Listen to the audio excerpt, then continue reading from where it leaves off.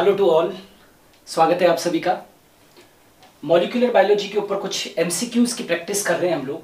पहला क्वेश्चन है, during DNA replication, DNA प्रतिकृतिन के दौरान द स्ट्रैंड्स सेपरेट बाय। कहने का मतलब ये है कि जब डीएनए का प्रतिकृतिन होता है तो ये जो डीएनए के स्ट्रैंड्स हैं वो आपको मालूम होना चाहिए कि ऐसे सेपरेट होते हैं। कैसे? ये देखो ऐसे।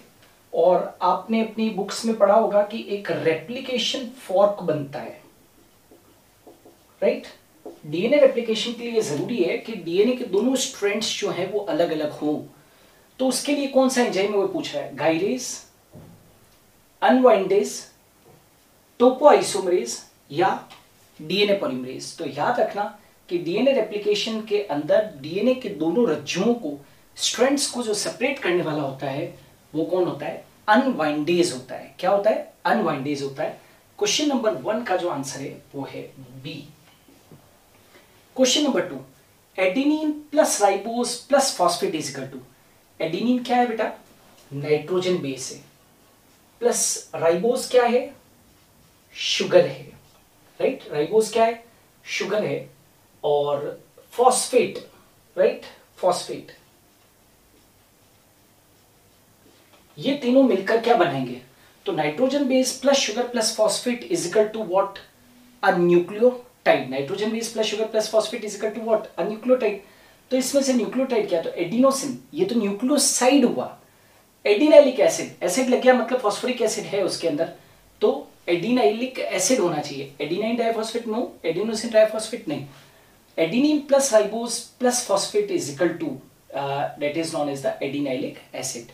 ठीक है, ये क्या बनेगा? एडिनाइलिक एसिड बनेगा। क्वेश्चन नंबर 2 का जो आंसर है वो होना चाहिए बी।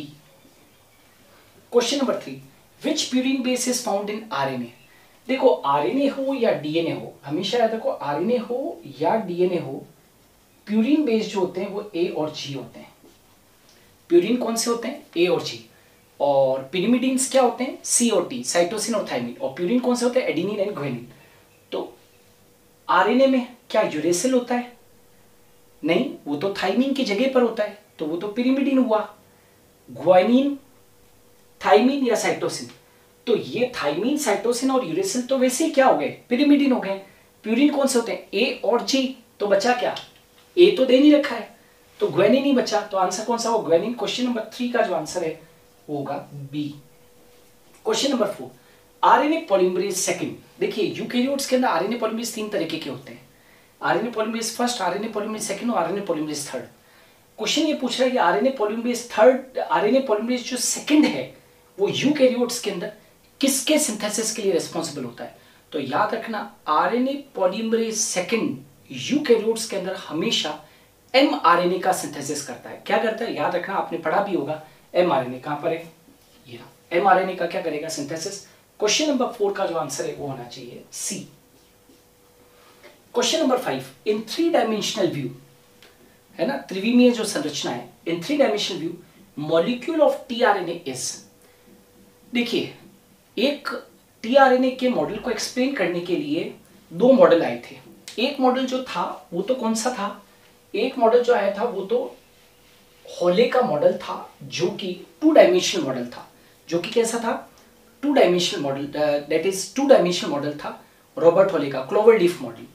और एक किम ने दिया था, किम ने भी टीआरएनए का मॉडल दिया था, और वो कैसा था? एल शेप्ड था। और याद रखो वो कैसा था? 3 डायमेंशनल था। जबकि जो पॉपुलर मॉडल था वो क्या था? That is cloverleaf model. Cloverleaf model किसने दिया था? रॉबर्ट हॉले ने दिया था। और ये 2D मॉडल था। ये कैसा था? 2D model. अब क्वेश्चन ये कि इन 3 डायमेंशनल में the molecule of tRNA shape पूछा है, तो बताओ 3 डायमेंशनल मॉडल जो था टीआरएनए का, जो कि किम ने दिया था, उसका मॉडल कैसा था? L shape. कहां पर है? ये रहा, दैट इज एल शेप। तो क्वेश्चन नंबर 5 का जो आंसर है वो कौन सा हो गया? D. Question number 6, tRNA molecules have anticodons. अब ये तो सभी लोग जानते होंगे कि टीआरएनए का क्लोवरलीफ मॉडल कैसा होता है? ऐसा, ये बेटा क्या है? क्लोवरलीफ मॉडल है। किसका?